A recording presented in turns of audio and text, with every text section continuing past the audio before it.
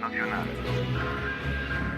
Presentamos La Entrevista, un espacio de análisis y discusión producido por YSUCA.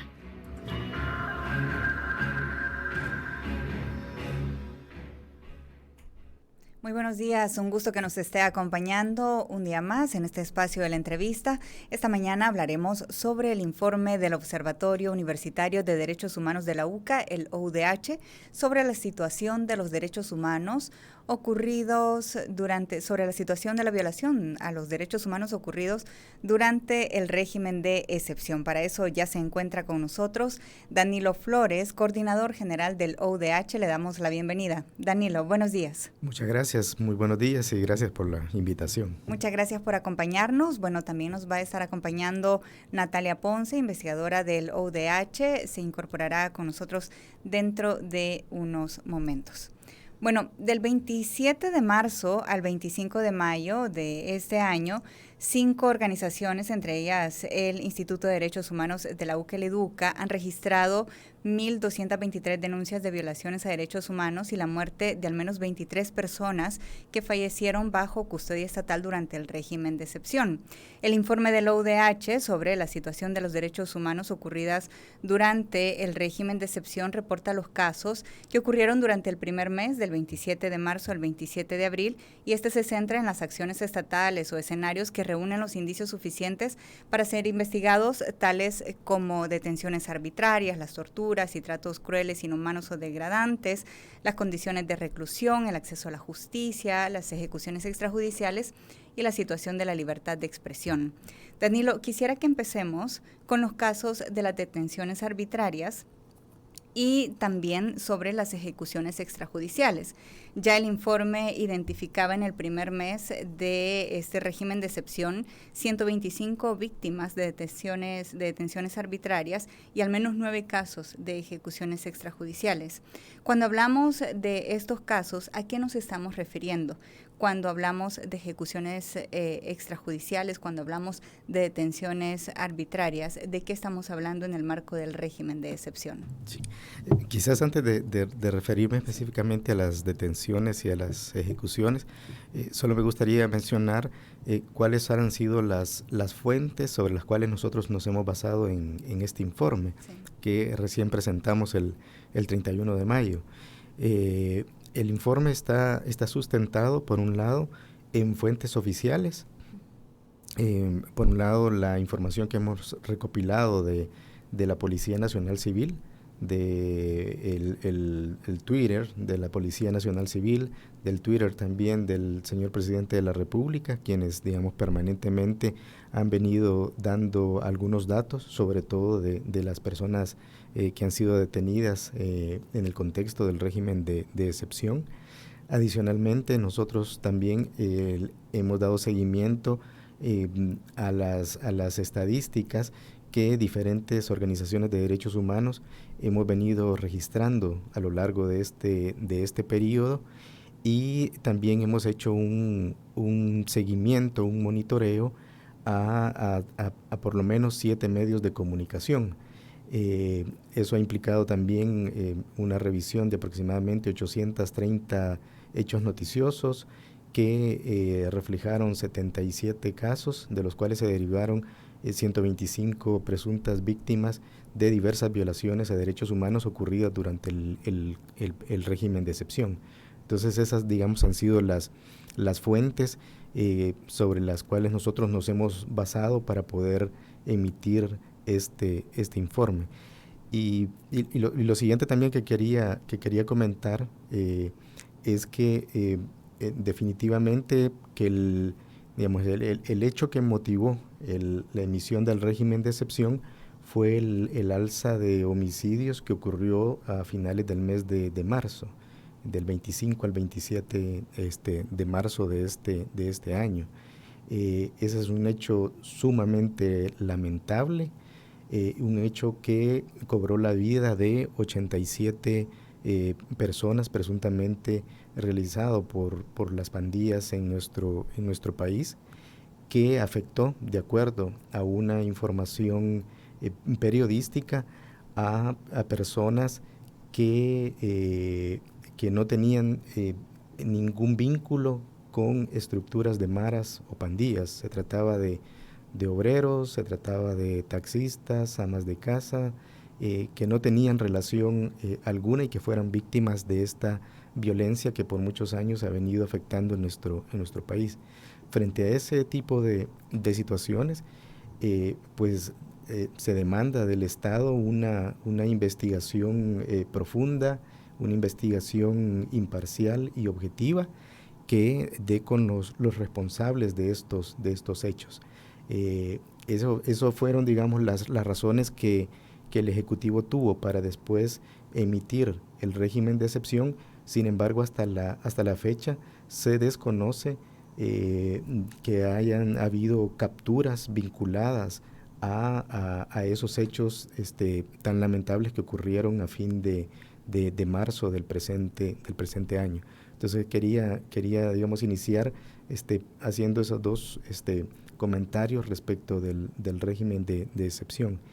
Y de igual manera, quizás antes de entrar ya, digamos, en materia específica de los distintos hallazgos que tiene el informe sobre el régimen de excepción, el otro elemento que a nosotros nos interesa también destacar es el hecho de que, no obstante la gravedad de estos incidentes que ocurrieron a finales de marzo, desde nuestra perspectiva no existían razones o justificaciones suficientes para suspender las garantías que tenemos todos y todas las salvadoreñas, específicamente las que regula el artículo 12, inciso segundo de la Constitución, y el artículo 13, que regulan, entre otros, el derecho de defensa, el derecho de reunión y de asociación y el derecho de la inviolabilidad de las telecomunicaciones. Por resumir, digamos, parte de los derechos que se han visto afectados en este periodo. Y creemos que frente a estos, ni el Ejecutivo ni el órgano legislativo demostraron, digamos, suficientemente que el Estado no era capaz en ese momento de enfrentar la situación de alza de homicidios que se vivía por los medios normales y ordinarios con los que cuenta, es decir, con las instituciones. Digamos, el Estado salvadoreño tiene bajo su administración a la Policía Nacional Civil, a la Fuerza Armada, que también la ha involucrado en tareas de seguridad pública, a la Fiscalía General de la República, al órgano judicial. Tiene un conjunto de leyes, es decir, tenía todos los instrumentos institucionales y legales para poder hacer frente a la situación que se estaba viviendo.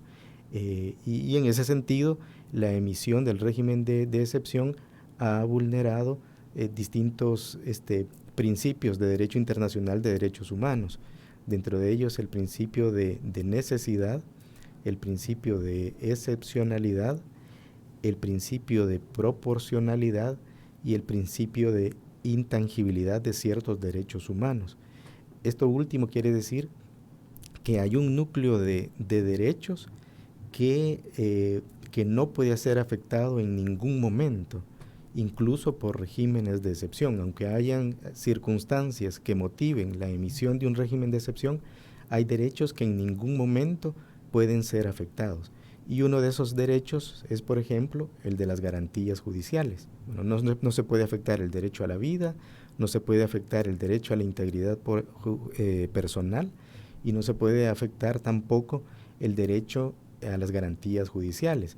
Dentro de ellos, el derecho a la defensa, que es uno de los que vamos a ver más adelante más se está vulnerando en este momento. Entonces, quería arrancar, digamos, como con ese marco y ese contexto previo, digamos, a comenzar a hablar ya algunas de las vulneraciones que en efecto nosotros hemos venido corroborando a lo largo de estos ya más de 2 meses ya de emisión del régimen de excepción.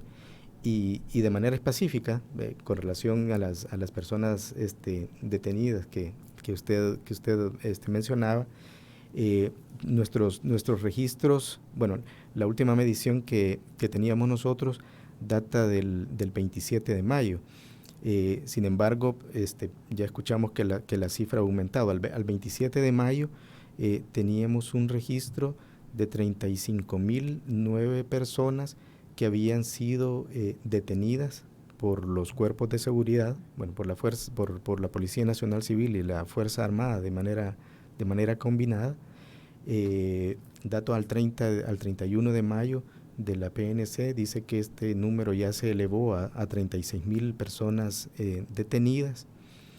Basándonos en el dato del 27 de mayo, eso nos daba a nosotros un promedio de detenciones diarias de 564 personas, y un dato al 8 de mayo era que al 8 de mayo habían sido detenidos por lo menos 1.080 niños, niñas y adolescentes que habían sido capturados.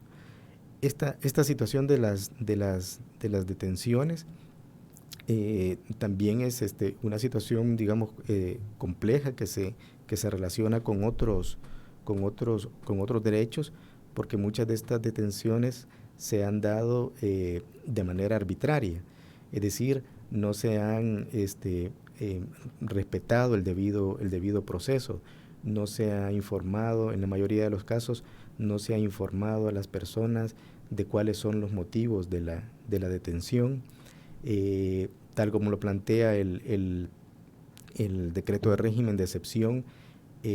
Han ampliado la detención conocida como administrativa. Lo regular, digamos, lo ordinario es que cuando capturan a una persona la detienen hasta por 72 horas. Después de esas 72 horas debe ser remitida a un tribunal para que un juez pues conozca de los motivos de la detención. Esa detención en este momento continúa prorrogada hasta los 15 días. Durante esos 15 días, las personas que son detenidas no tienen acceso a un defensor que conozca de su caso. Entonces ahí hay también una grave vulneración para estas personas que están detenidas, que no cuentan con una orientación legal en esa parte inicial de la detención que están enfrentando. ¿No estaría contemplado eso en el marco del régimen de excepción, esa parte de la defensa? Es uno de los derechos que han sido suspendidos, y es de lo que le mencionaba yo, que eso es que contradice el derecho internacional de los derechos humanos, de manera específica el artículo 27 de la Convención Americana de Derechos Humanos, que establece que las garantías judiciales no pueden ser suspendidas bajo regímenes de excepción. Entonces, no se está informando a las personas de los motivos de la detención, no se está permitiendo el acceso a las personas detenidas. Sabemos de los graves problemas que hay para familiares de personas detenidas que desconocen los lugares de las detenciones. Ahí hay una situación grave porque hay una incomunicación que tienen los parientes de las personas detenidas, y eso podría ser constitutivo de un delito también mayor, que es el delito de la desaparición forzada de personas. Si el Estado, digamos, no comunica, no informa a las personas de los lugares de las detenciones, ahí hay un padecimiento, un sufrimiento que sufren las personas, los familiares de las personas detenidas, que puede ser configurador de una desaparición forzada. Ya en el pasado, durante la época del conflicto armado, vivimos situaciones como esas, y sería muy lamentable que estemos retrocediendo y repitiendo hechos de esa naturaleza. Entonces, se está, digamos, vulnerando esa parte de las garantías judiciales, además, digamos, de los graves riesgos de que existan mientras la persona está incomunicada, de verse expuesta a otros hechos, como por ejemplo que puedan ser forzadas a emitir declaraciones en contra de su voluntad, a que puedan ser víctimas de torturas, de malos tratos, de tratos crueles, inhumanos o degradantes. Es decir, el hecho de estar incomunicados puede derivar en otra serie de afectaciones y violaciones a derechos humanos. Es decir, solamente para entenderlo de ese modo, y por eso mi pregunta también cuando hablábamos de detenciones arbitrarias, es decir, una cosa es que esté enmarcado en la legalidad, que se haya aprobado en el marco del régimen de excepción, y otra cosa es que estas detenciones realmente estén vulnerando derechos humanos. Lo que usted decía, ¿verdad? Hay algunos procedimientos que sí están establecidos, que se suspenden en el marco del régimen de excepción, pero sobre la base de la defensa de los derechos humanos, estas serían violaciones ante las circunstancias que están viviendo estas personas detenidas. Sí, en efecto, como le decía, la Constitución de la República y los tratados internacionales reconocen que sí un país puede hacer uso de un régimen de excepción frente a circunstancias que son excepcionales, por ejemplo, una situación de guerra, una catástrofe, cuestiones de la naturaleza, digamos que hay desastres naturales, incluso cuestiones de orden social, pero de suma extrema, de gravedad extrema. Eso, digamos, habilita a que los estados puedan emitir regímenes de excepción, pero los regímenes de excepción no son absolutos, no son arbitrarios, sino que también tienen límites, y esos límites los establecen los derechos humanos.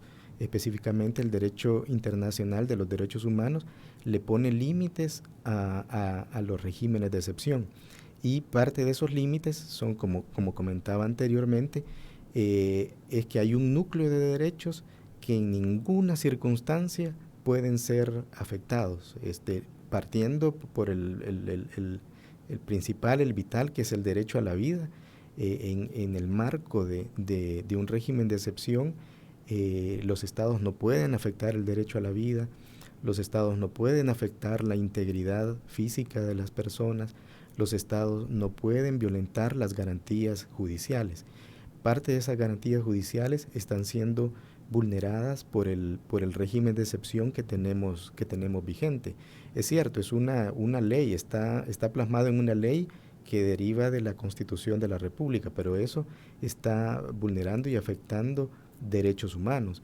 ¿Por qué? Porque se está dejando sin derecho de defensa a una persona, porque se le está deteniendo y no se le explican los motivos de la detención, porque se le está dejando incomunicada y estando aislada o incomunicada las personas. Eso es, digamos, como un caldo de cultivo o unas condiciones para que se puedan dar otro tipo de transgresiones a los derechos humanos. Transgresiones tan graves como podrían ser la tortura o como podrían ser las desapariciones forzadas de personas.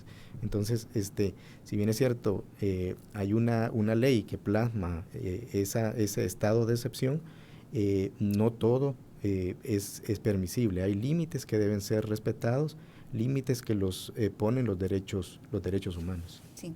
Bueno, vamos a dar la bienvenida. En ese momento ya nos acompaña Natalia Ponce, investigadora del ODH. Natalia, buenos días. Buenos días, Imelda. Un gusto estar acá con ustedes. Buenos días, Danilo. Muchísimas gracias por acompañarnos, Natalia. Bueno, hemos estado hablando, ya Danilo nos ha dado un contexto sobre cómo se elaboró este informe, cuáles fueron las fuentes de información, y también ha introducido un poco acerca de algunos casos sobre ejecuciones extrajudiciales, sobre detenciones arbitrarias, y ya nos explicaba sobre los términos del contexto del régimen de excepción.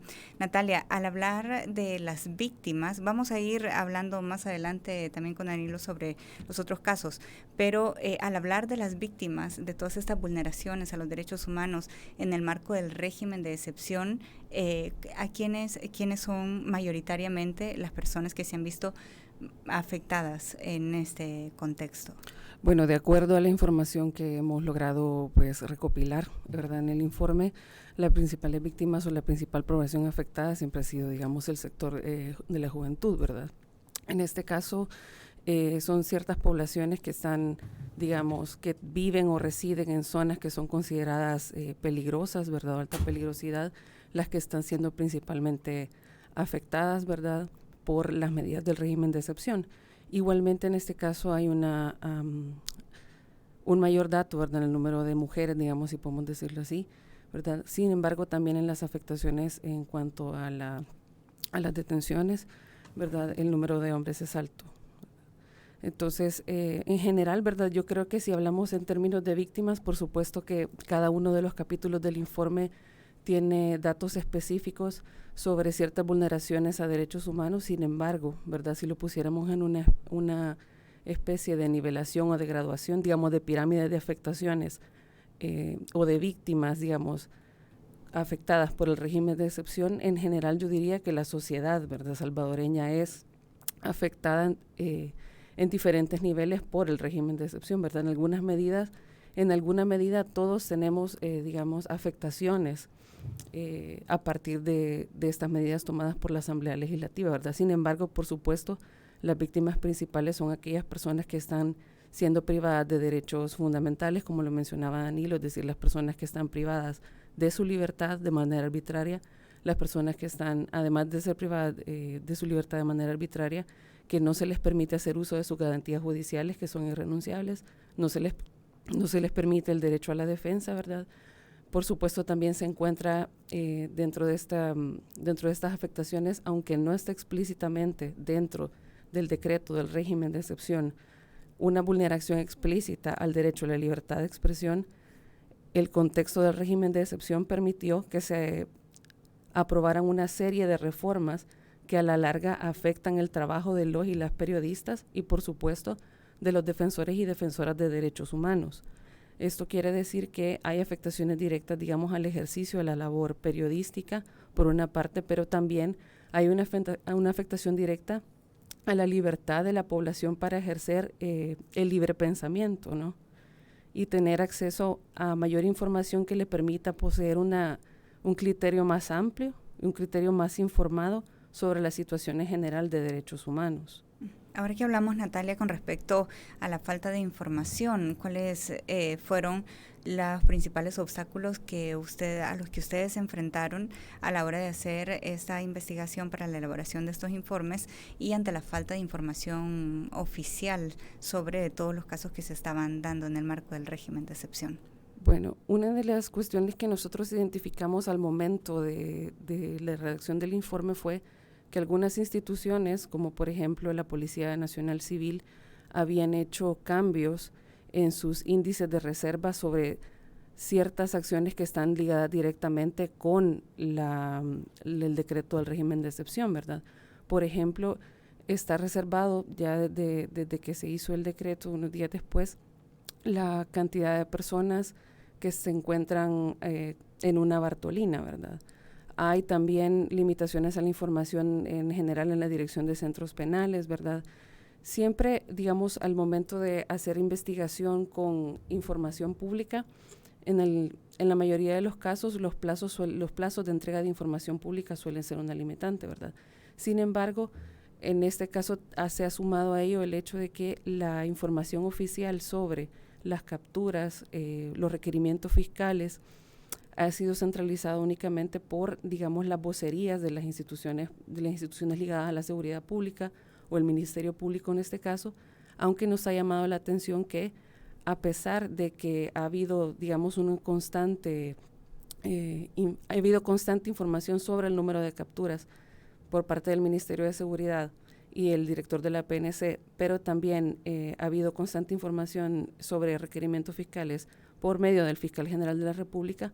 La Corte Suprema de Justicia, a través de alguno de sus magistrados o de sus páginas oficiales, o a través de su sitio de portal de transparencia no ha brindado ninguna información oficial en correspondencia con el número de capturas ni con el número de requerimientos fiscales. ¿Esto qué quiere decir? Que de momento solamente tenemos información sobre el número de personas que son detenidas, el número de personas por las que la Fiscalía presenta un requerimiento fiscal en los juzgados, pero no tenemos una información certera u oficial del número de personas que son procesadas judicialmente. Y en ese sentido, pues, tampoco tenemos un dato oficial del número de personas que, además de que son procesadas judicialmente, tienen un correcto acompañamiento jurídico y otra serie de cuestiones que se desprenden de las garantías judiciales, ¿no? Hemos logrado tener alguna información a partir del acompañamiento jurídico que ha brindado el Instituto de Derechos Humanos de la UCA en algunos casos específicos. En el informe se menciona, por ejemplo, ¿verdad?, que los abogados del IDUCA acompañaron una audiencia en la que estaban más de 300 personas juzgadas al mismo tiempo, ¿no? Digamos, pero es una información que hemos logrado tener a partir de la intervención o del acompañamiento de los abogados del IDUCA en el lugar. Sin embargo, no hemos logrado obtenerla a partir de una fuente oficial. No solamente en el caso en el que el IDUCA ha intervenido directamente o, como mencionaba Danilo al inicio de la entrevista, a través de algunas fuentes que han preferido mantener el anonimato, como fue el caso de una procuradora de la PGR, ¿no?, que brindó una entrevista en un medio de comunicación digital en el que relataba cuál era la situación no solamente de las personas que están siendo procesadas de forma masiva, sino también de los procuradores de la Unidad de Defensoría Pública Penal de la Procuraduría General para la República. Bueno, vamos a hacer un breve corte en este momento y al regresar también la audiencia va a tener la oportunidad de hacer sus preguntas o comentarios sobre la temática que estamos tratando esta mañana. Así es que no nos cambie, volvemos de inmediato.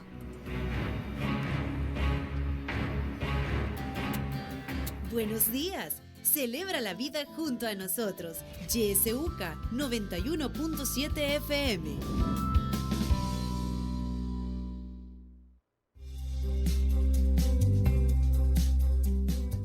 No te pierdas en YSUCA la franja de la academia.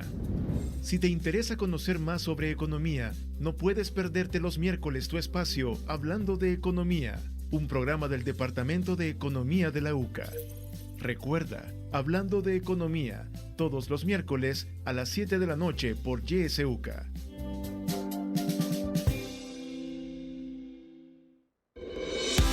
En la internet puedes buscarnos en nuestra página web www.ysuca.org.sb, en Twitter como @ysuca917 y en Facebook como Radio YSUCA 91.7 FM. YSUCA, contigo en la nueva era digital.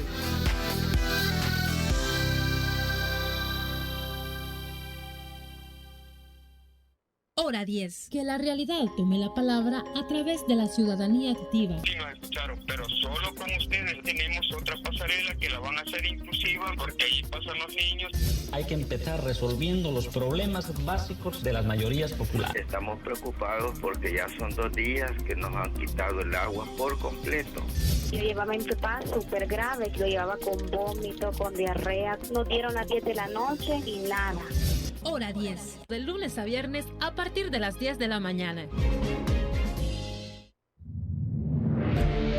Sintoniza Radio YSUCA en el 91.7 del FM. La voz con vos.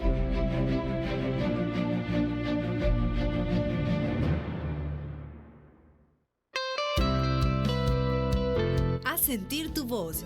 Comunícate marcando nuestros teléfonos 2275-9501 o 2275-9502.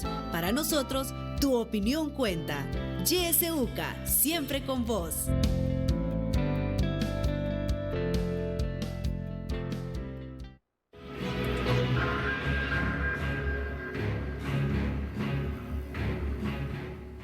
Gracias por continuar en sintonía de este espacio de la entrevista. Hoy hablamos sobre el informe del Observatorio Universitario de Derechos Humanos de la UCA OUDH sobre la situación de los derechos humanos ocurridas durante el régimen de excepción. Están con nosotros Danilo Flores, coordinador general del OUDH, y Natalia Ponce, investigadora del OUDH. Si usted tiene preguntas o comentarios, puede llamarnos a través de nuestras líneas telefónicas 2275-9501, 2275-9502 o enviarnos sus mensajes de texto o de voz a través de nuestro número de WhatsApp, el 7571-2779.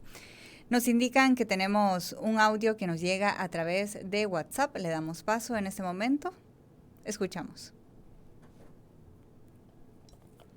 Bueno, tenemos dificultades técnicas, pero nos indican que tenemos también una llamada en línea. Le damos paso. Buenos días. Buenos días, adelante. Buenos días. Buenos días, adelante. Muchas gracias por el tema, también importante. Bienvenidos sus invitados. Quiero decirle que este desequilibrado presidente que tenemos actualizado ahorita con la mentira, este señor no tenía nada que presentar el 1 de junio. Entonces él se las inventa y él anda, es bien inteligente para lo malo. Entonces hizo esto estelar, algo estelar, que la gente dijera, que las hordas que lleva a la asamblea le aplaudan. Entonces se inventó agarrar a diestra y siniestra la delincuencia, en el cual sabemos que un porcentaje puede ser delincuente, pero los otros no. Por lo tanto, como no tiene cómo presentarnos el 1 de junio, solo se aferró a ello, a que había capturado y que le aplaudían y a cada rato decía. Y nosotros, el pueblo, lo que queríamos que nos diera cuenta del presupuesto, de en qué lo ha invertido, con obras, con ejemplos, pero este mentiroso llegó solo con la misma paja. Entonces yo me pregunto, ¿por qué la ley de excepción no entra en Colombia, en México, en Honduras, las grandes matanzas que han habido? Yo sé que la gente, con un muerto que haya, ya tiene que penalizarse al asesino. Y fíjese que ahí nombra como testigo criteriado al gran psicópata asesino que hay más detrás de él, el de Chalchuapa, testigo criteriado. Y a estos 50,000 o no sé cuántos ha agarrado, no quiere defensas para cada uno de ellos, de la gente decente. Por lo tanto, hay que ponerle mano dura a este presidente. Nos estamos dejando engañar con los canales de televisión, que El Salvador es del primer mundo, es del más acabado y desastroso que tenemos en el mundo. Muchas gracias y Dios los bendiga a todos. Buenos días. Recuerde 2275-9501, 2275-9502. Tenemos una llamada más. Adelante, buenos días. Bueno, nos indican que es un mensaje de audio. Danilo, Imelda, entiendo yo que es importante ir registrando todos estos casos de vulneración a los derechos humanos, porque cuando el sistema judicial se recupere, obviamente no es en este régimen, no es en estas circunstancias, pero sí habrá momento en el que habrá que llevar todo lo registrado a la justicia nacional y también buscar el apoyo en las instancias internacionales, porque ya algunos de los casos, muchos se están configurando como violencia de Estado, es decir, incluso delitos de lesa humanidad. Mi pregunta es, en este momento que están activas las violaciones a los derechos humanos, ¿qué recursos tenemos los salvadoreños o por lo menos las personas que están viendo vulnerados los derechos de sus familiares para detenerlo, para activar algún organismo internacional? Entiendo yo que los organismos internacionales no van a actuar si no se agotan los organismos nacionales, pero en estas circunstancias hay una intencionalidad del sistema judicial de no resolver y mantener a las personas detenidas, simple y sencillamente porque al no resolver no se agota esa instancia y pasan 3, 4, 5, 6, 7 meses a las personas detenidas. Entonces, ¿qué recursos pueden contar las personas que están siendo vulnerados sus derechos? Muy buenos días y un saludo. Bueno, muchas gracias al amigo. Nos indican que tenemos una llamada más. Le vamos a dar paso en este momento. Buenos días, adelante. Sí, muy buenos días. Buenos días. Sí, mire, estaba oyendo la entrevista y me he preguntado cuando dice allí el señor analista de que sí es legal un régimen de excepción, pero entiendo que en ciertas condiciones. Por decirlo así, yo desconozco, ¿verdad?, las leyes, pero Las condiciones pueden ser cuando hay un desastre total de una nación, digamos terremotos, calamidades, qué sé yo, o hay un desbordamiento social incontrolable, podría ser, y también por una invasión extranjera de un ejército hacia el país. Pero esta situación no es de esa magnitud. Ahora bien, cuando se hace este estado de excepción, tiene como le quiero decir, unos requisitos que cubren ese estado de excepción. Pero se habla de que a ese, yo le digo así, yo le pongo, a ese estado de excepción le han inventado o le han puesto otros artículos que tal vez no están en ningún código penal ni en la Constitución, de que es prohibido hacer sesiones, reuniones inclusive religiosas supuestamente, y todo aquel sospechoso puede ser arrestado, inclusive la policía puede entrar sin una orden administrativa. Ahora bien, entonces cuando se habla de desapariciones forzadas y vulneración a los derechos humanos, es cuando yo creo que también hay dentro de la realidad un habeas corpus. La gente que no tiene información de sus presos, por decir reos, tiene opción a ese habeas corpus, y eso se está cumpliendo. Y para terminar, dijo ahí el señor de que esto se va a terminar, sí, pero mientras no termina, mientras este régimen desaparezca. Entonces, ¿cómo ahorita salvar a estas personas de la violación de los derechos humanos si cuando este régimen se vaya o qué sé yo, ya no existen esas personas, las han dado por desaparecidas? Muy buenos días, muchas gracias. Bueno, muchas gracias al amigo. Nos llegan 3 audios más a través de WhatsApp, así es que los vamos a escuchar en este momento. Hola, ¿qué tal? Buenos días, YSUCA. Les saluda Ricardo. Una pregunta para los dos amigos que están ahí con usted.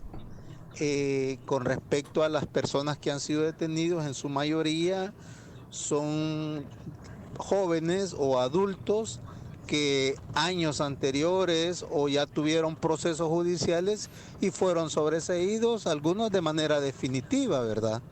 Entonces, estas personas también son las que están capturando, porque los policías se basan en que como ya fueron procesados, también pueden ser detenidos nuevamente.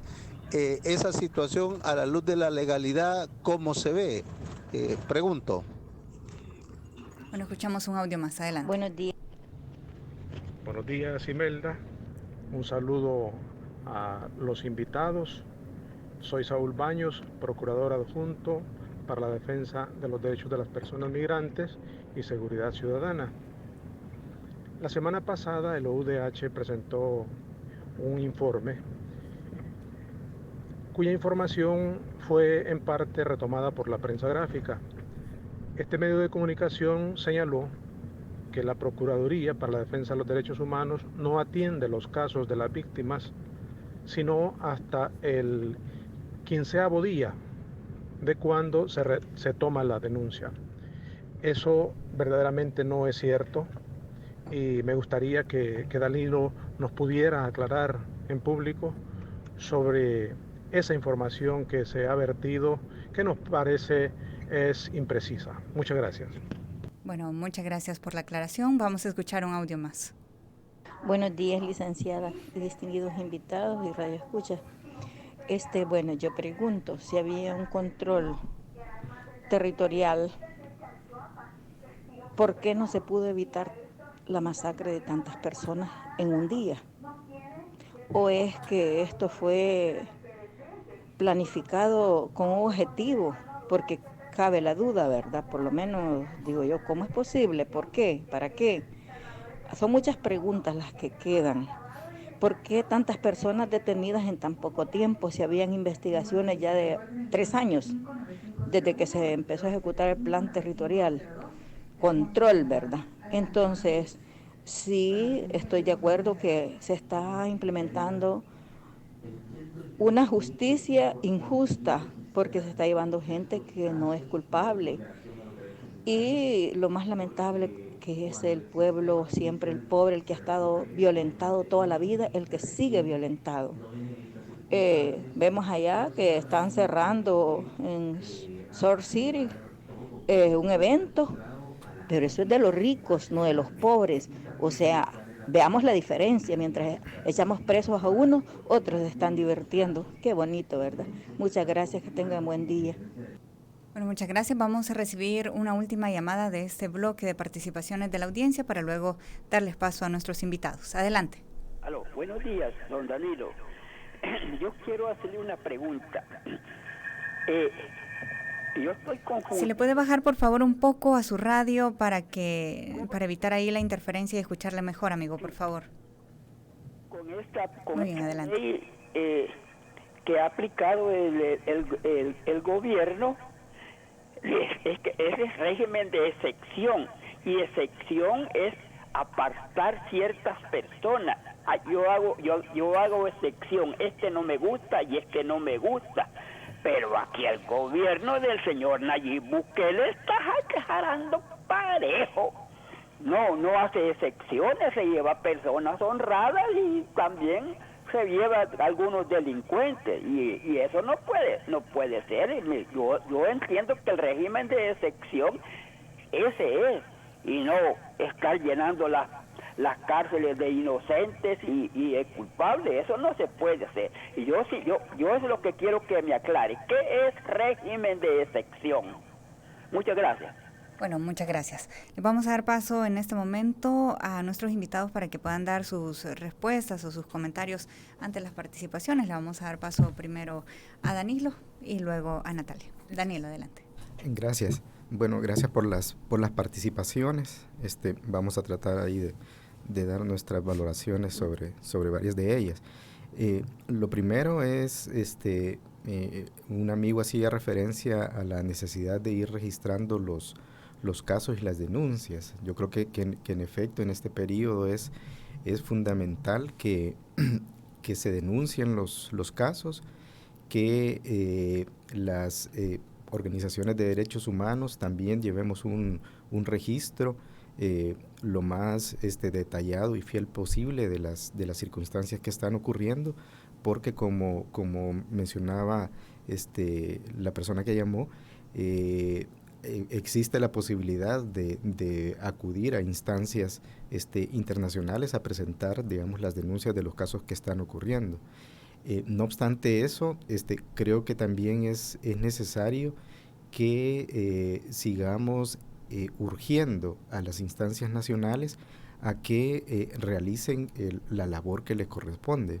En este caso creo que aunque sabemos que hay un órgano judicial que desde el 1 de mayo de 2021 ha sido cooptado y existen serias dudas de su funcionamiento, pues es la instancia a la que legalmente le compete conocer de los habeas corpus, y en ese sentido hay necesidad de acudir a esta instancia, de presentar los habeas corpus, y si esta institución no funciona apropiadamente, pues hay que también denunciar ese funcionamiento irregular que está ocurriendo. De hecho, ya a esta fecha hay denuncias de que los habeas corpus que han sido interpuestos en este periodo no están siendo resueltos, que hay pasividad de parte de la Sala de lo Constitucional, y es algo que también hay que decirlo y denunciando para que estas instituciones cambien de forma de proceder. De igual manera, la Procuraduría para la Defensa de los Derechos Humanos tiene un rol importante que jugar de verificación de estas violaciones que están ocurriendo. Y acá quizás vamos a señalar otro, digamos, de los hallazgos, o otro de los datos que nosotros hemos encontrado en la investigación, y es, digamos, el bloqueo sistemático que la Dirección General de Centros Penales ha venido haciendo a la Procuraduría para la Defensa de los Derechos Humanos. La Procuraduría para la Defensa de los Derechos Humanos, por mandato constitucional, le corresponde vigilar la situación de las personas privadas de libertad, pero desde hace varios años ya, la Procuraduría no tiene acceso a los centros penales y no está pudiendo ejercer ese rol. Nada menos en estos días, en estas semanas recientes, La Procuraduría también dio a conocer un comunicado que se abocó a uno de los centros penitenciarios, pudo conocer de la situación de las principalmente madres de familia que estaban en las afueras, pero no les fue posible el ingreso a las instalaciones para verificar la situación de las personas privadas de libertad. Y ahí creo que hay una situación en el tema carcelario sumamente alarmante. De acuerdo a nuestros datos, antes del régimen de excepción, el sistema penitenciario tenía una capacidad de albergar a 30.864 personas. Adicional a eso, también antes del régimen de excepción, nuestros registros teníamos que habían detenidas en las penitenciarías 36.663 personas. Eso quiere decir que antes de iniciado el régimen de excepción ya había una sobrepoblación penitenciaria del 119%. Y si a esto le sumamos las 36.000 detenciones que la PNC dijo que llevábamos ya al 31 de mayo, estamos hablando de cerca de 72.000, un poco más de 72.000 personas que están detenidas en los centros de reclusión. Eso nos da un porcentaje superior al 232% de hacinamiento en los reclusorios. Entonces, esta es una situación muy preocupante que puede generar una crisis humanitaria, sanitaria y de seguridad en los centros penales. Entonces hay un punto ahí de importancia al cual ponerle atención. Y como decía yo, hay un bloqueo que se ha venido desarrollando hacia la labor de la Procuraduría para la Defensa de los Derechos Humanos. Y aquí quisiera referirme a el comentario que hacía Saúl Baños, quien es procurador adjunto de la Procuraduría para la Defensa de los Derechos Humanos. En efecto, en la semana pasada que nosotros hicimos la presentación del informe, hicimos referencia, digamos, a estos obstáculos que ha estado teniendo la Procuraduría para la Defensa de los Derechos Humanos.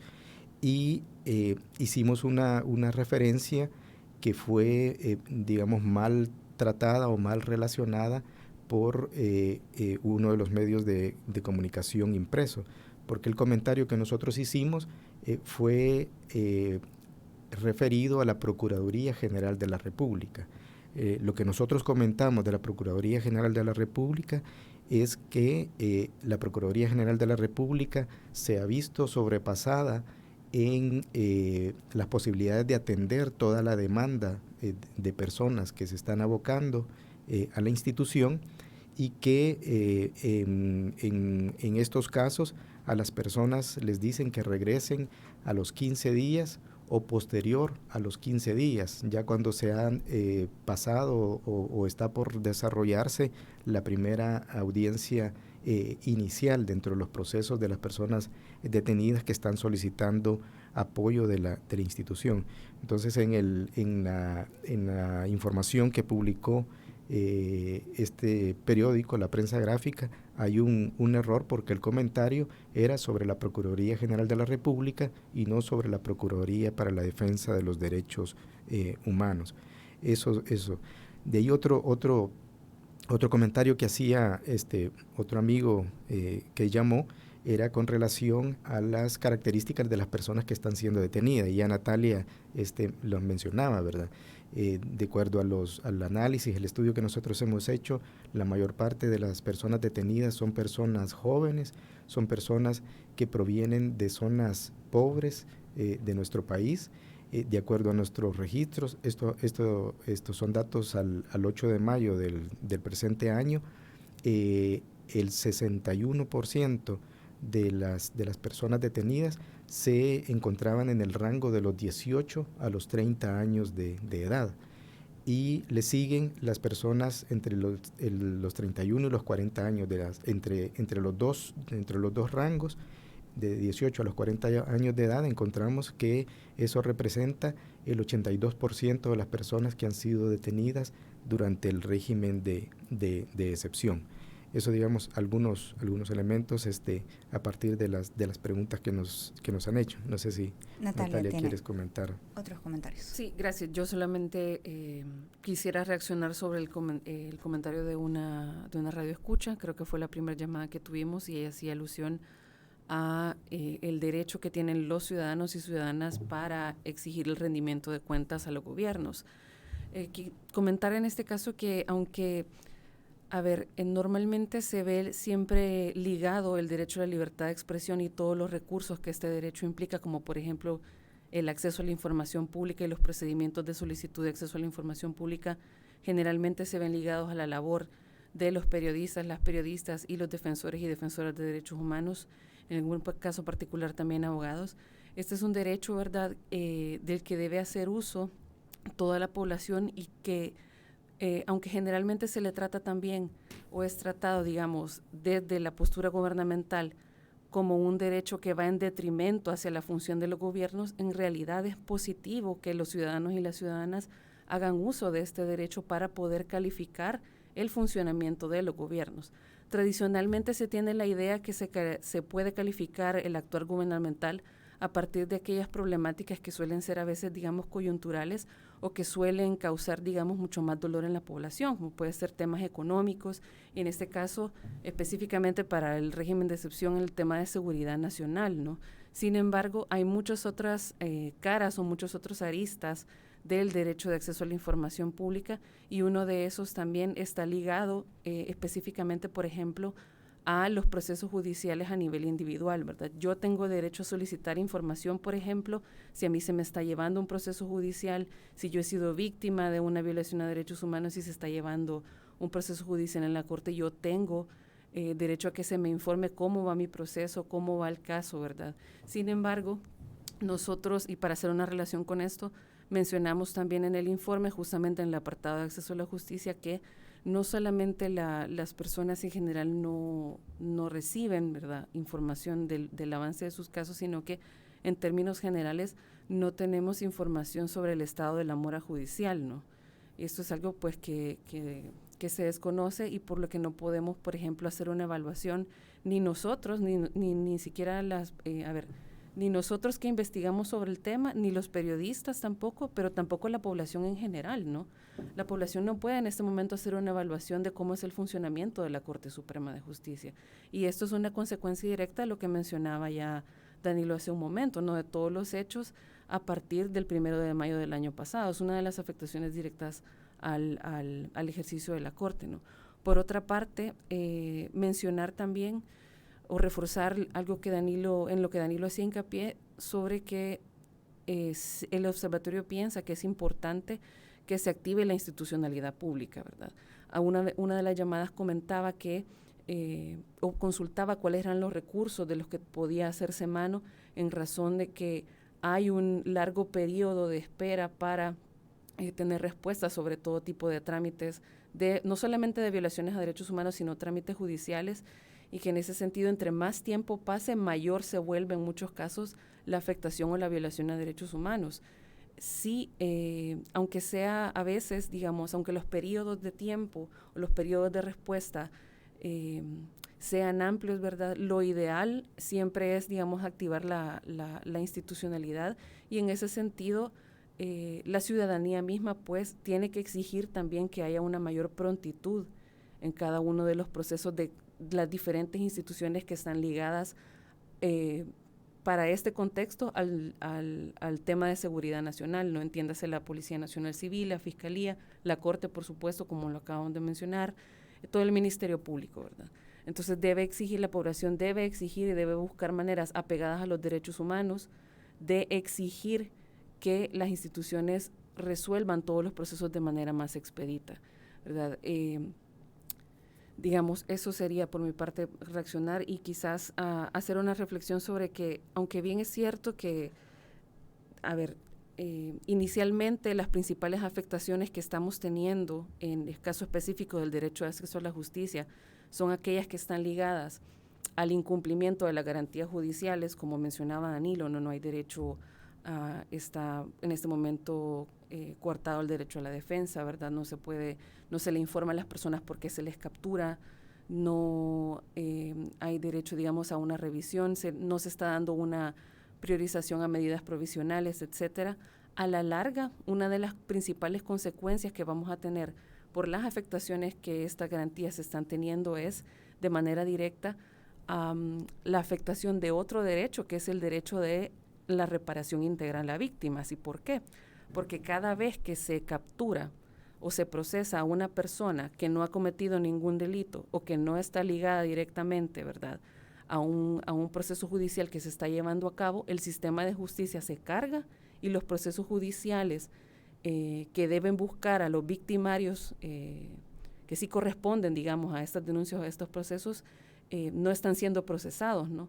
Entonces, en ese sentido, se violentan a nuevas personas, se violentan los derechos humanos de nuevas personas que no tienen, digamos, nada que ver en términos generales con ningún crimen o ningún proceso judicial, y al mismo tiempo se afecta de manera directa a los procesos judiciales que ya están abiertos o que están por abrir y que en ese sentido van a tener una retardación, digamos, en sus procesos, en el derecho a la verdad y en conocer, digamos, quiénes son los victimarios o los responsables directos de las afectaciones que ellos tuvieron y que han denunciado, ¿no? Entonces, en este momento, aunque vemos de entrada todas estas violaciones a las garantías judiciales, como mencionaba, a largo plazo, para todo lo que el trabajo que la Corte debe resolver y dirimir, lo vamos a experimentar, ¿no? Porque la justicia, digamos, está siendo violentada no solo para aquellos que están siendo juzgados, sino para las víctimas que están exigiendo justicia por asesinatos, por robos, por extorsiones, y que en este momento desconocemos si están, las personas que corresponde ser juzgadas están siendo juzgadas. Probablemente no lo sabemos, precisamente porque hay una oscuridad sobre los procesos de la Corte Suprema de Justicia. Sí, bueno, lastimosamente se nos ha terminado el tiempo. Este tema es bastante extenso, pero Danilo, este informe del ODH sobre las violaciones de los derechos humanos cometidas durante el régimen de excepción, ¿dónde lo puede encontrar la ciudadanía para que puedan ver a detalle cada uno de los casos que acá se ha investigado? Pues pueden ingresar a nuestra página web, que es http oudh.uca.edu.sv, y ahí se puede descargar el informe. Si no, también se pueden comunicar con nosotros en el OUDH y con mucho gusto podremos enviarlo por correo electrónico. Así es que ahí está a disposición de todos y todas. Esperamos que puedan leerlo, estudiarlo y pues aplicarlo a nuestra realidad. Bueno, y este es un primer informe, ¿verdad? Habrán otros más adelante además. Sí, lamentablemente, digamos, el régimen de excepción ha sido prorrogado y bueno, es una constante de que están ocurriendo vulneraciones a derechos humanos en ese contexto, y vamos a seguir monitoreando para tratar de incidir en transformar estas realidades de violaciones a derechos humanos. Excelente. Bueno, Danilo, muchísimas gracias por habernos acompañado esta mañana. A ustedes, muy amable por el espacio. Gracias. Muchas gracias, Natalia, por habernos acompañado. Gracias, Imelda, un gusto. Gracias. Igual un gusto también que nos haya acompañado usted a través de la radio, a través también de nuestras redes sociales. Que tenga un buen día. Esta fue La Entrevista. Te invitamos a que no te pierdas nuestra próxima emisión.